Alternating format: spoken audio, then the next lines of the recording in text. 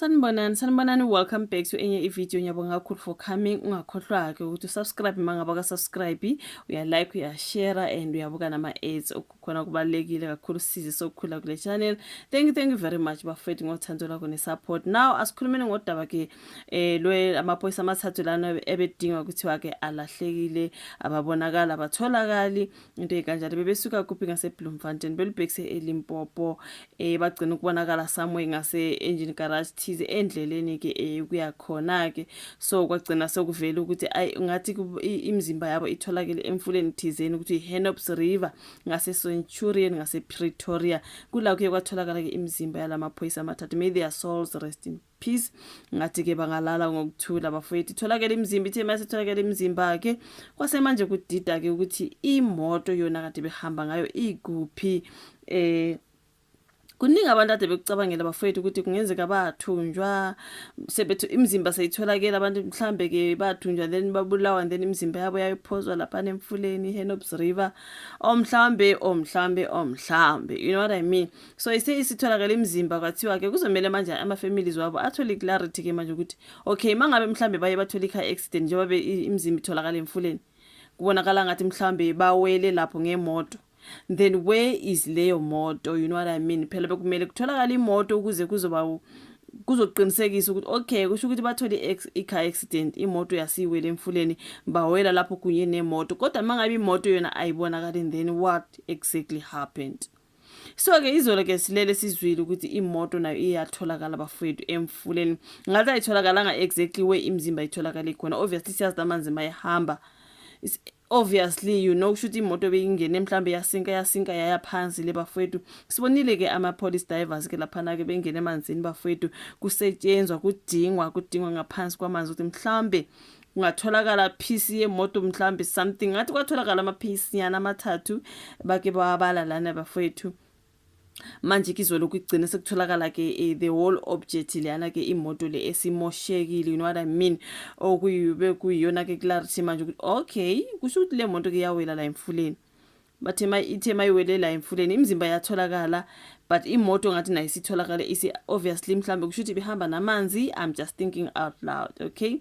Obviously bayithola-ke emanzini. Sibonile izolo-ke silele sizwile ukuthi itholakele imoto yamaphoyisa ade hamba ngayo bafowethu khona lapha emfuleni, kodwa kukhona abantu abasanedoubt ukuthi njani mntakabawo, you know what I mean. Kukhona abasasola-ke angazi-ke kodwa-ke lana ngathi kukhulunywa uCommissioner wamaphoyisa ephepheni bebhalile kule publication. So lezi bathi Masimula uthi akulinde-ke uphenyo ngokwenzeke emaphoyiseni amathathu, basaloku bephenya.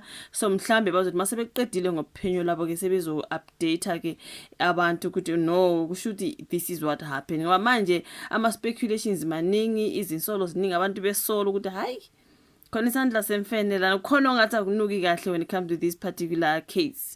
Kwenzekeni ngalaba abathathu, sekuvela abanye bethi kuthiwa-ke lo munye ubethandana nalo munye and then lo munye it's just a whole lot, you know what I mean. Mina ngiyafuna ukuspekulate ngoba sikhuziwe kwathiwa asimeni ngama-speculations, siyekela amaphoyisa-ke aphenye, you know what I mean. So kuthi umkhuzi wamaphoyisa kuGeneral Fani Masimula-ke uqinisekisile ukuthi-ke izohlolisiswa ngicabanga ukuthi izohlolisiswa-ke imoto le i-VW Polo ebihamba ngamaphoyisa aduke ngeledlule kwaze kwatholakala izidumbu zawo emfuleni i-Hennops eCenturion ePretoria ngolwesibili. So amaphoyisa ango-Constable Boipelo Senoge obena 20 years. Can you imagine this 20-year-old girl wasedlula kanjalo emhlabeni bafowethu. Ucebe khulu Lindi ubena 24, noKyamukhethu Base ubena 30-ke banyamalele besuke eBloemfontein ngolwesithathu-ke olwedlule belibangise ngaseLimpopo lapho kade bejutshwe khona-ke. Sizwile ukuthi ade be-on duty bekunguLinda noKyamukhethu Base, then uSinoge bekahamba nesoka lakhe. This is what people said ukuthi bekahamba noLinda, but yeah she wasn't on duty, something like that. Iyona ke into abayishoyo. So kuthiwa ngolesithathu ke kutholakele ubhampa wePolo kwathi izolo abajuzi bayikhipha ke ngokuphelele imoto laphana ngasemanzini. So uMasimula ke uthe yize ke engeyena ungoti kodwa ke ngokubuka kwakhe imoto sengathi iginqikile yaphonseka emfuleni. Nokho uthe bazoyekela ke uphenyo kube yilo olukushoyo lokho lucacisayo. Ugcizelela ukuthi akulindwe uphenyo ngesikhathi ebuzwa ngabakholwa ukuthi kungenzeka ukuthi amaphoyisa alinyazwe kwenye indawo izidumbu zasezilahlwa emfuleni ngenxa yamacala obekungenzeka ukuthi ayawasebenza. Bakhona abantu vele abasabhelieve ukuthi ngenzeke babulewe somewhere basezibezophonswa lapha. Wathi ifahambe bayophonswa lapha nemoto yayophonswa lapha. Then sisizothi hayi ingozi yemoto, but kuthiwa siye ukuspeculate, you know what I mean. So uthe ubaba uFani Masimula asinike uphenyo indawo singa prophet, asivumele ke uphenyo luqhubeke, abaphenyi balethwe endaweni yesigameko ngenxa yobuchwepheshe okusho ukuthi ke imoto ike yafika la. So ngenhla komgwaqo kune camera esikhombise imoto yehla. So ngeke siphike lutho kodwa futhi asikwazi ukusho ngqo ukuthi ke nako okwenzekile. Asiyeke uphenyo kusheke uGeneral Fani Masimula. Uphinde wacacisa ngezinye izidumbu ezimbili ezitholakele kuwo lo mfula, wathi azitholakalanga endaweni efanayo, ezitholakele ngesolungisa ingadi estation eLittleton. I think it's Littleton nomabhalane wakhona. Kutholakale osebenza engadini yase-Littleton Police Station nomabhalani wase-Littleton Police Station zitholakale lapha emfuleni. Manje ke sokuyibayila amaphoyisa amathathu ke ade suke eBloemfontein bona beya ngase eLimpopo. Bonke mntakabawo bebesebenza in the police department. Phela nalo olungisa ingadi bafowethu osebenza engadini still usebenza ePolice Station. Nalo onguclerk, kuthiwa iclerk or receptionist, something like that. Naye still usebenza in the police station. Nalamaphoyisa nasebenza kodwa bonke lemzimba itholakala emfuleni owodwa. Ikhona abantu ade kwenza abantu bethi ngathi kukhona umuntu oyenza lento bese yabaphonsa lapha. So there's just a whole lot kodwa uthe uba uFani Masimula akuphenywe singaze saspekulate. Okay, uphinde wacacisa ngezinye izidumbu ezimbili ke I think imbili emuva uthe amaphoyisa ngesikhathi ebheke emfuleni ngaku N14 Ben Skuman, is it Skuman or Shuman highway athole imoto yakwa Renald ngomsombuluko obekungeyokulungisa ingadi, hayi lapho kutholakele khona izidumbu zamaphoyisa.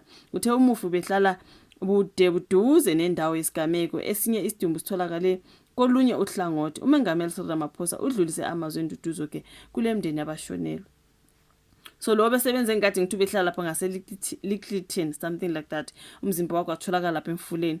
Lo obe clerk or whatever it is, nawo umzimba watholakala lapho. Nawo amaphoyisa lawa nawo atholakala lapha. Ayisukani angazi bafethu, ngathi kukhona khona okukhona ke kodwa kuthiwe we mustn't speculate. Okay, now thank you so much kuzoshuvo lakho ka comment section. We like i video, subscribe, share, asibona nekwezayo. Bye.